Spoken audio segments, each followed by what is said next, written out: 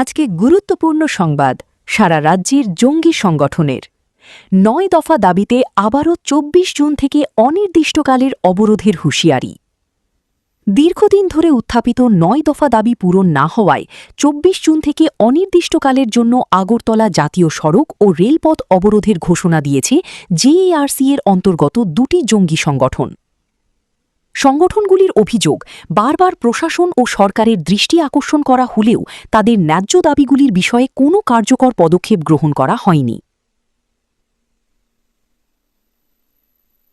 সংগঠনের নেতৃবৃন্দ জানান, আদিবাসী জনগণের স্বার্থ সংশ্লিষ্ট বিভিন্ন গুরুত্বপূর্ণ দাবি দীর্ঘদিন ধরে ঝুলে রয়েছে, তাই বাধ্য হয়েই তারা গণ আন্দোলনের পথ বেছে নিয়েছেন।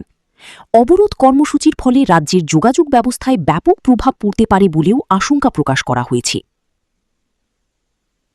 এদিকে আন্দোলনকারীরা রাজ্যের মুখ্যমন্ত্রীর উদ্দেশ্যে আবেদন জানিয়ে বলেন, সাধারণ মানুষের দুর্ভোগের কথা বিবেচনা করে দ্রুত আলোচনার মাধ্যমে ৯ দফা দাবি বাস্তবায়নের উদ্যোগ গ্রহণ করা হোক। দাবি পূরণে ইতিবাচক পদক্ষেপ নেওয়া হলে আন্দোলন প্রত্যাহারের বিষয়টি বিবেচনা করা হবে বলেও জঙ্গি সংগঠনের পক্ষ থেকে জানানো হয়েছে। DD report, headlines today.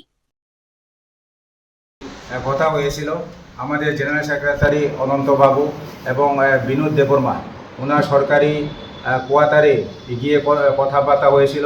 এই উল্লেখিত আমাদের ৯ দফা দাবি সম্পর্কে আমরা তাইকে অবহিত করেছি।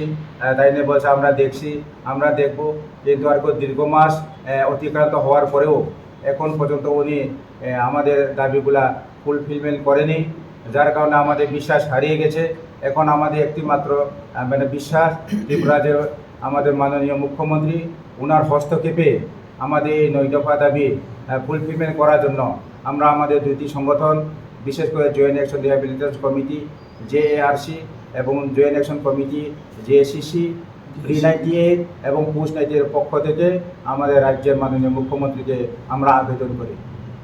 ২৪ তারিখ কত ঘন্টা?